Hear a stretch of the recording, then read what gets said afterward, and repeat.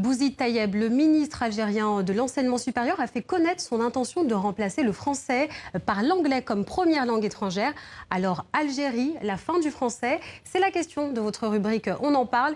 Et pour y répondre, Marie Chaumineau-Louanchi, historienne spécialiste de la guerre d'indépendance algérienne, nous a rejoint. Bonsoir. Bonsoir. Alors, on a eu pas mal de réactions de nos internautes sur ce sujet. On va commencer par cette première réaction, celle d'Amadou, qui nous écrit « J'espère bien que les autres pays francophones suivront le chemin de l'Algérie pour se débarrasser totalement de cette langue qui est à la base de tous les conflits en Afrique. » Alors, quel est le rapport qu'entretiennent les Algériens au fil des années, des décennies, avec le français, la langue du colon ? Alors, la langue française en Algérie, c'est une langue qui a été imposée par la colonisation, une colonisation qui a duré 132 ans à partir de 1830 et qui s'est accompagnée de processus de déculturation des populations autochtones. C'est-à-dire que quand les Français sont arrivés, c'était pas du tout un peuple d'analphabètes, il y avait des écoles et il y avait probablement un taux d'analphabétisme en arabe moins important en Algérie à ce moment-là qu'il n'était en France à l'époque. Donc, les écoles arabes ont été fermées, remplacé par un système scolaire français, mais auquel une minorité d'Algériens ont pu accéder à l'époque. Donc, cette langue, elle s'impose par le faire et elle n'est pas forcément mise à la disposition des populations. Par contre, il y a une minorité des Algériens de l'époque, une élite minoritaire qui accède tout de même à la scolarisation en français. Et c'est parmi cette élite que vont se recruter les militants nationalistes et en particulier les dirigeants de l'insurrection et de la guerre de libération nationale contre la France. Donc en s'appropriant et la langue et la culture et les valeurs du colonisateur, il retourne tout ça contre lui.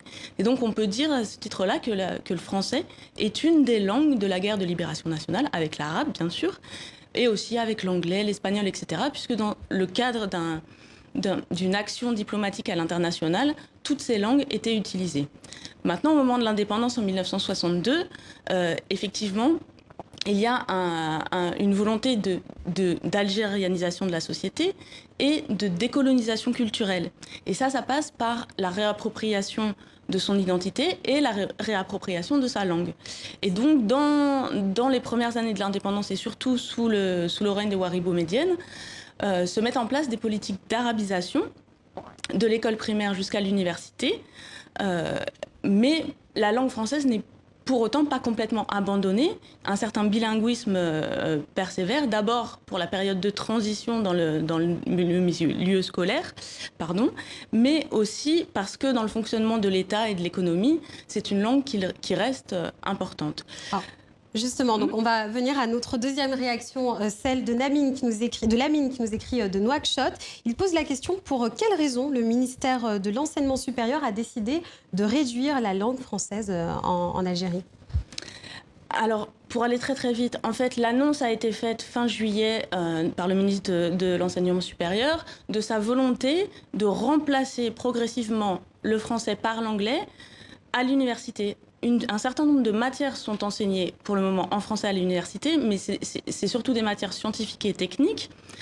Et par contre, l'arabe reste la langue principale d'enseignement. Donc ce remplacement concernait les matières scientifiques et techniques comme la médecine, la biologie, etc., qui sont pour le moment enseignées en français. Il est revenu sur cette déclaration le 1er août, donc assez rapidement après le début de ce débat, qui a été assez mal reçu.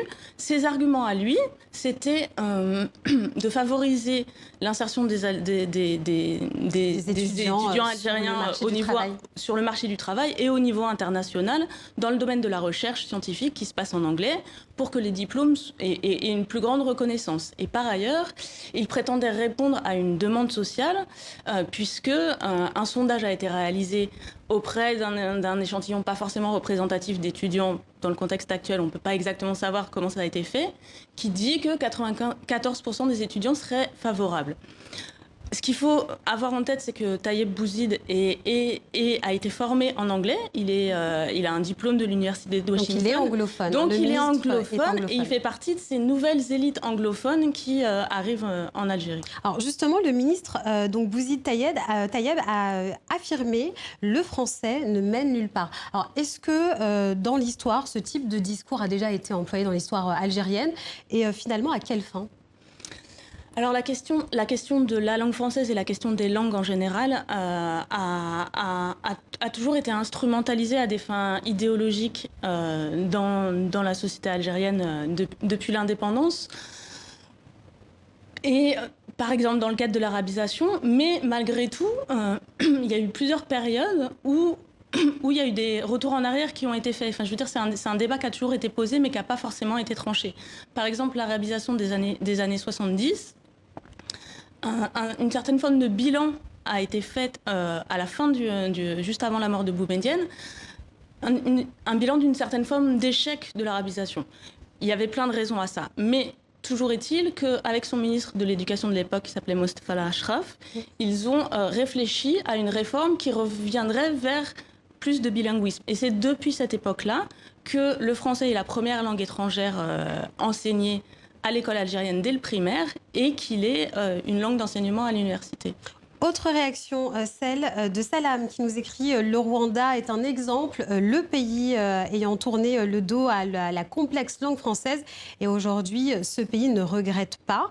Alors est-ce que, comme le Rwanda, est-ce que c'est possible en fait finalement, est-ce que l'Algérie pourrait prendre ce chemin-là? Et quel est le niveau en fait de français et puis en langue arabe des Algériens? Alors sur la comparaison avec le Rwanda, je ne pourrais pas forcément vous répondre parce que j'en ai pas la spécialité et les capacités. Mais pour savoir si cette réforme dont l'idée a été lancée comme ça de manière un petit peu rapide, expéditive, sans qu'il y ait eu de débat préalable ni au sein de la classe politique, ni avec les enseignants, etc. Pour savoir si ce serait possible, réalisable concrètement, techniquement, ça pose quand même pas mal de questions parce que une langue d'enseignement, c'est pas la même chose qu'une langue qu'on enseigne comme une langue étrangère. C'est-à-dire qu'une langue d'enseignement, on va faire passer non seulement des connaissances, des concepts, une manière de poser des questions, etc.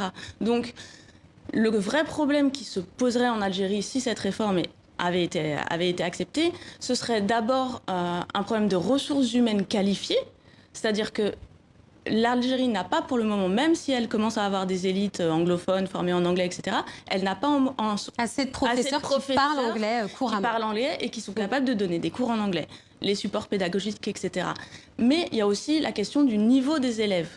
C'est-à-dire que même quand ils arrivent aujourd'hui à l'université, les matières qu'on leur enseigne pour le moment en français et éventuellement en anglais, jusqu'à présent, ils les ont apprises en arabe. Et leur niveau de français et d'anglais n'est pas encore suffisamment fort. Donc ça implique une longue chaîne de mise en place. Marie Chomino-Louanchi, historienne, spécialiste de la guerre d'indépendance algérienne. Merci beaucoup. Je vous en prie.